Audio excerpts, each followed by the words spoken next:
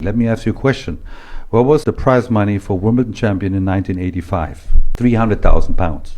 That's before taxes, which in 1985 was a shitload of money, right? Today, the winner makes £3 million. So multiply everything that we earned, today it's tenfolded. So that the prize money I've won is $25 million. Okay. That's before taxes and before costs.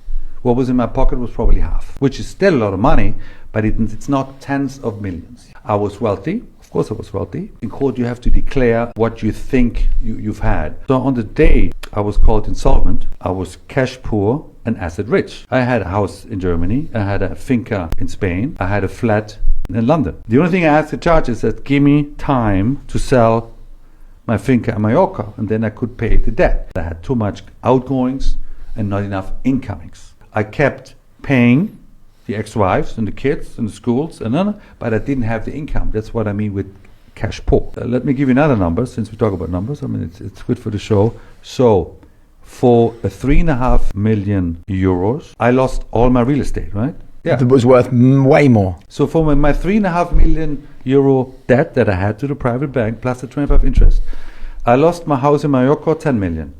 I lost my flat in London for £2.5 million.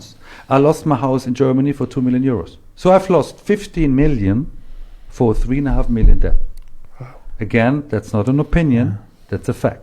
I didn't study business, right? You depend on managers, you depend on lawyers. Now, when I finished my career, it was about 33, 34, of course I want to learn the business side of it. There were sharks who took advantage of the naivety and then ultimately had to pay the price. Were you sleeping? You sleep terribly. I mean, you don't really sleep anymore. And I mean, how many beers can you drink, right? I mean, there's a point where you just don't sleep much. Yeah. I lost everything. You lost Everything. everything. When I went to prison, everything was gone.